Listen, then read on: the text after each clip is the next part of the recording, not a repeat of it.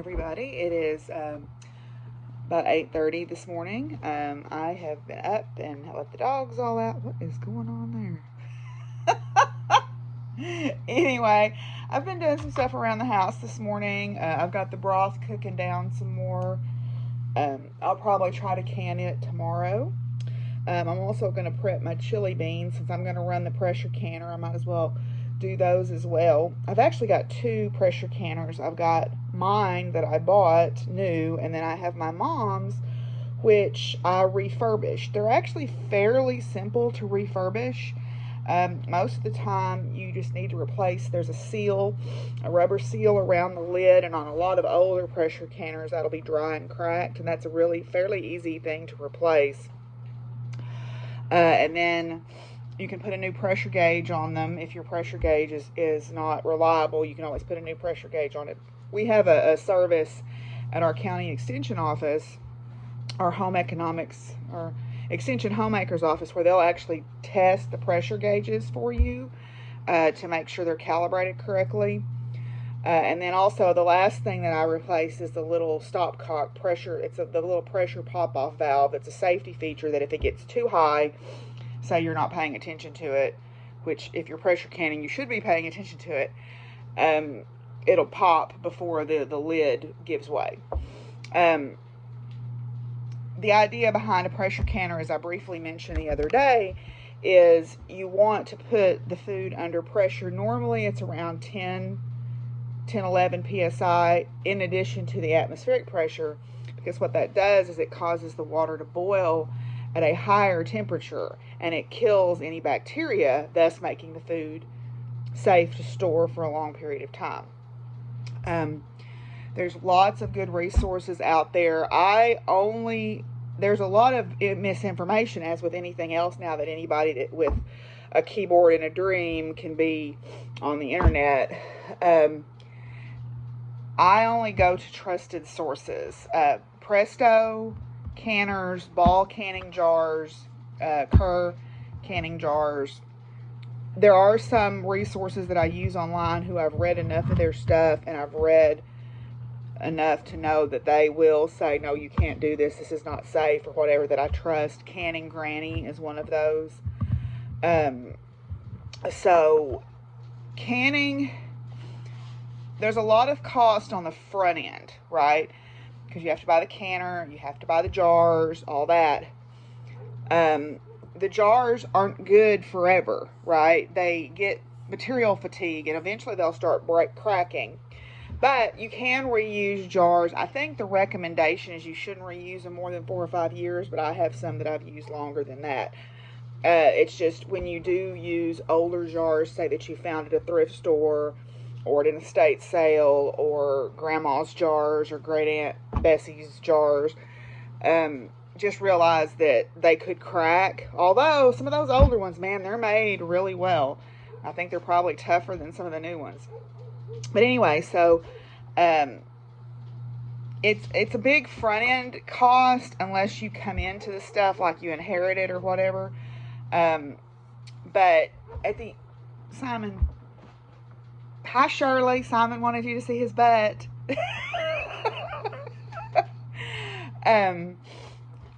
I think it's worth doing, simply because there's something very satisfying about when I go to the grocery store. I know I don't need to buy canned vegetables, and I don't need to buy canned spreads or whatever for my breakfasts or whatever. I can just go to my pantry, or, well, I've got canning stuck just about in every room of this house, honestly. And it's there. You know exactly what's in it. You can make unique custom things if you want to, and it makes a great gift. My rule is when I give people canning, it's like, you got to give me my jars back. If I see them again, you got to give me my jars back. But I like the idea of taking what I grow, because when I grow a garden, I can't possibly eat all of the fresh produce that I grow at the time it's fresh. So freezing and canning are a great way to extend that out for me. So I'm going to do, and with the chili beans, like if I make a pot of chili, I like a lot of beans in my chili. My dad was the exact opposite. He was Mr. I want a bowl of red. I want meat and spices and the grease, and that's it. I'm like, I want beans, and I want more beans, and I want bell peppers, and I want mushrooms, and I want onions, and I want the meat and the beans and I want it all, and I want chunky chili. So it's actually more economical and really less wasteful for me. Instead of buying cans of beans at the store, which a can of beans is 67 cents to $1. A bag of dried beans is $1.25 if it's on sale. Sometimes it's a little bit more than that. The equivalence there, I don't know exactly what it is, but there's at least 3 to 4 cans of beans worth of beans in a bag of dried beans. But most people don't know how to deal with dried beans, so they just bypass them. They do take a little bit of prep work on the front end, even if you're just going to use them straight out of the bag. What I like to do with my dried beans, and I'll do this before I can them also, is I soak them overnight. So I've got a bag over there of several different varieties of beans. I'll pour them all in a big Tupperware bowl, and I'll cover them with water. And I'll probably do that this afternoon at some point. Then before I go to bed, I'll drain that water out and cover them again. That helps with the gassiness a little bit with the beans if you drain the water. What that does is it just kind of pre-softens the beans a little bit. It rehydrates them. And then they'll be ready to can. Or if you're going to cook with them, like if I'm going to make a pot of, I love a good ham hock with beans. Beans and ham, which I hated in school when they cooked it for lunch for school. But, man, when you cook it right, that is some good eating with some ham hock and some beans and some hot, jalapeno cornbread. That is some mighty fine eating on a cold day. Anyway, so chili beans, what I do is I soak them. I mix my spice mix together, and then I can them, usually in quart jars. I need to make sure I've got enough lids now that I'm thinking about that. So anyway, we'll check on that. But yeah, so that's one of the things for today. The other thing is I'm going to continue on the craft room. Obviously, I've got farm chores, but I'm going to wait since it's Sunday. I like to wait until church is over up here and let people get by with their backing and forth and stuff. Because this is a one-way road out here. It's a dead end. Or not one way, it's a dead end. So they come in and out past my house. And sometimes they don't really pay attention to what's around them when they're coming in and out if they're not aware out here. So I just wait until everybody's gone home before I go out and do my chores. But I thought what I would do is I would talk a little bit about some plans and some things that I found. I drew out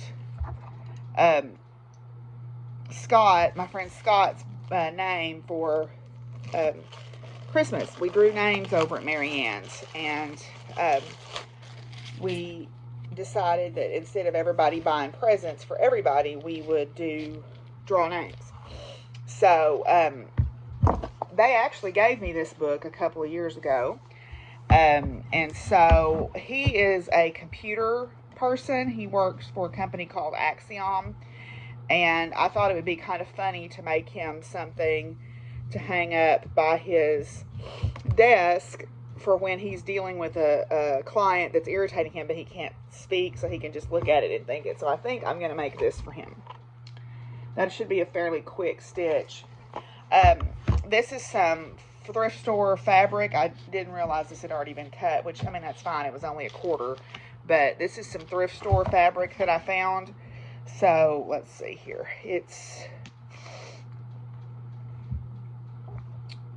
Oh yeah, this will easy fit on here. So this is some 25-cent fabric from the thrift store. So I'm going to just stitch this in the called for colors for Scott for his Christmas gift. So I had that there. Then the other thing that I found, this is not a crafting thing, but I read this on my podcast one time. It's the Little Book of Big Freedoms, and this is sponsored by... this is a book by Penguin Workshop, but at the time it was printed, all of the proceeds go to Amnesty International. And what I liked about it is goes through and it talks about basic human rights, like, you know, life, right? And then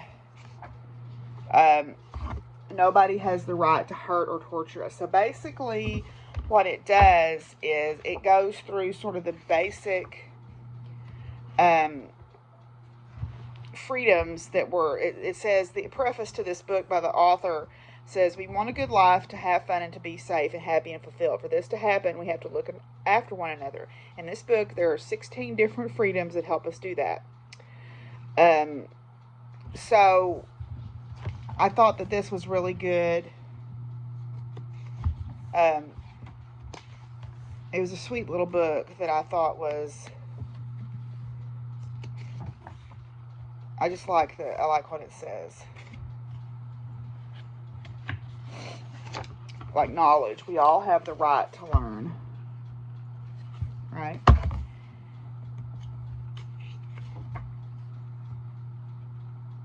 Yeah, this is from the Universal Declaration of Human Rights.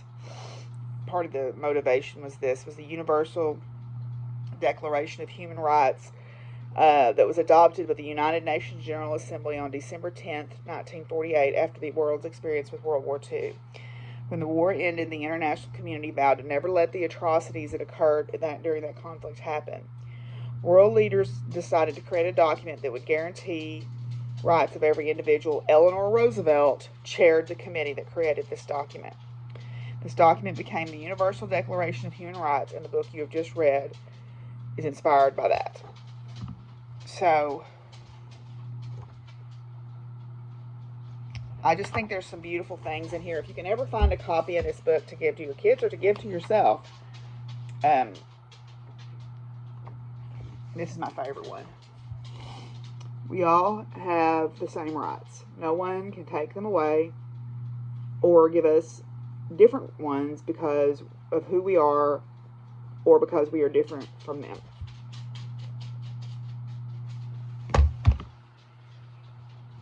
Yeah. But anyway, so Little Book of Big Freedoms, Penguin Workshop. It's a subsidiary of Penguin Press. And if it's still available, I highly recommend it if you've got a kid in your life or a not so little kid. I think it's a good book. The last thing that I found was a pattern that was given to me by my friend Scott. Scott, when I lived in Oklahoma, Keith and I lived across the road from Scott and Scott. And then when I moved back to Arkansas, Scott Braden, the older Scott, is an attorney, and he actually came down and started working at the federal court in Little Rock.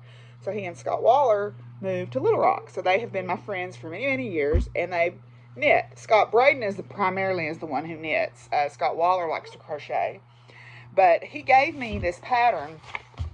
This is way before the interwebs were popular. It's probably one that he copied that he shouldn't have.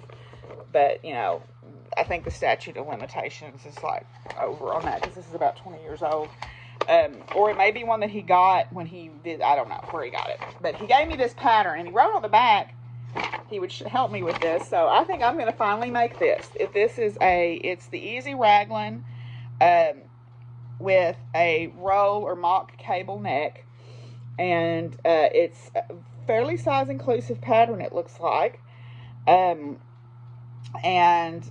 it calls for worsted weight wool, and I think I have enough to do that. I think I have enough of that Sea Monster. I need to look up what the conversion is for these skein sizes and see how much that is.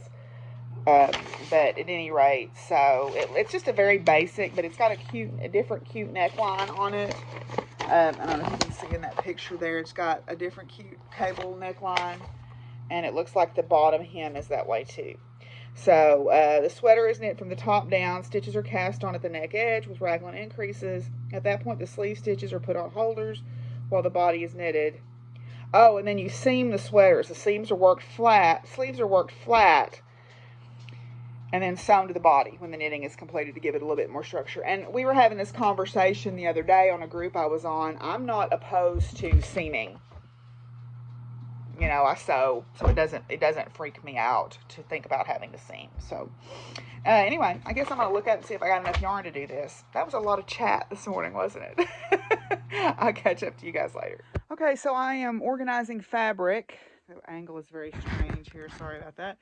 I'm pulling out. I've taken the doors off these old sliding door closets because I think the sliding closet doors are of the devil, and whoever created those, I would like to have a word with that person. But at any rate, I've taken the doors off and I've put shelving in here from shelves that I had when I lived in Oklahoma. And mostly it's organized, but when my friend gave me all that fabric, I just kind of crammed it in here. So I'm pulling all that part out. And I'm going to organize that apparel fabric. Then that part will be done. Then I need to get in the top of the closet. But I thought I would share with you one of the unusual things that I found in my fabric stash.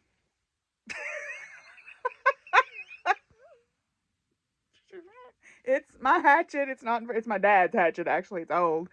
It's not in very good shape. It needs a good sharpen. That's pretty on brand for me, don't you think? Hatchet in the fabric stash. Okay, so I got the fabric stash more or less organized here. The bottom shelves are all seasonal fabrics, but these top shelves, these are like heavyweight things that I would make pants or dungarees or jumpers, pinafores out of. That's what the front of this is. The back of this is a little bit more fancier, lightweight fabrics for dresses or shirts. These are cottons for skirts or dresses or shirts. Behind that is fabric that I don't really know what to do with yet, but I'll figure it out. Then I've got lining fabrics back here. These are fabrics back here for wearable muslins. These are all knits, and then these are just fabrics that I have on the bolt. So it's more or less organized. I know it doesn't look great, but it's much better than what it was. So I'm going to eat some lunch and probably go out and do my chores. And then I'm going to tackle the top of this closet, which is a heinous mess. So I've got to get it organized. But I'll show y'all this real quick. This is, my dad played on a AAA baseball team, or well, yeah, it's kind of AAA, for National Tank Company when he worked in Tulsa, and that's my dad right there. That's my daddy. So they won something, it looks like there. Here's another memory. This little Santa Claus my mama made, she drove the school bus, and so he hung on the rear view mirror of the school bus every year when she drove him for Christmas. So this is my mama's little Santa Claus that she hung on the rear view mirror. He does have another arm. It's just behind him there. So I remember very clearly seeing him hanging from the school bus mirror. Okay, so I'm inside from feeding. My friend Carol, her younger son is actually getting married tomorrow at the wedding chapel down the road from me. The girl that he's marrying, their family is a big farming family. The people that own that wedding chapel now are a big farming family, and they're buddy. So they gave him a package to get married there, which is, that's great. The calf is still hanging in there. She drank milk. I'm not getting my hopes up, but if she's still alive tomorrow, I'll go get some more Draxxin and see if we can bring her back. Farming's hard on the heart. It really is. But anyway, so what I thought I'd talk about while I was out putting out hay, I heard my resident red-tailed hawks talking. There is a pair of red tails that nest on my property. And I've also got a pair of barred owls that nest on my property. The red tails are in the cattle pasture and the owls are in the horse pasture. But I thought I'd talk a little bit about red-tailed hawks because they're pretty interesting creatures. Red-tailed hawks are member of the Buteo genus. Buteos and accipiters are broadly the two types of hawks. Buteos tend to be more bulky, and accipiters tend to be more streamlined. So like when you think like a harrier hawk or something that's a diving from a great height hawk, that's an accipiter body shape. It's more streamlined, whereas a Buteo is more massive looking. There's 14 different subspecies right now, recognized subspecies of red-tailed hawks. We see 3 of them here in Arkansas. Two of them we see more in the wintertime. The eastern red tail is here year round, but there are other types that migrate this way in the wintertime. If you've never had an opportunity and you're interested in birding, the Christmas bird count is a great thing to volunteer for, because all over the country, groups go out in December and into the beginning of January to count birds and to get an idea of what species are there. And it's a great way to go with a more experienced birder and learn, and also to add to your life list. I've got about 300 species right now on my life list, which is not many. It's as many as I can get being here local and this little bit of traveling that I've done when I've birded. But Buteo jamaicensis, like Jamaica, Jamaica census. I can't say that right. That is the name because it was first identified in the Caribbean. And so it is the subspecies that gave the species its name, its species name. The Caribbean red-tailed hawk, or the Jamaica red-tailed hawk. We don't get those here. Those are primarily found in the Caribbean. They do not, interestingly enough, overlap with the Bahamian or the Cuban subspecies. There's distinct populations, which with islands, you see that a lot. There's other varieties like in Alaska and Canada, Western or Californian. But we get the Eastern red-tail, which is our resident year-round red-tail. And then we also get another variety called the Crider's hawk, or the Crider's red-tail. And it's Buteo jamaicensis cridieri. And those are, there's a little bit of argument about whether those are a subspecies or a color morph. They are light, very light colored hawks. Their plumage is pale compared to other red tails, particularly on the head and the back, because a red tail is usually dark-headed and dark-backed. The belly banding on their chest is pretty well absent. The eastern red tail is more of the classic red tail, where you've got the dark head, the dark back, the red tail, and then you've got banding or striping of color on the chest and on the wings. But with the Criders, you don't see that. It's very pale. Those primarily are here in the wintertime. They tend to, their home breeding range tends to be in southern Canada and Wyoming, Montana, so the upper Great Plains into the Rockies.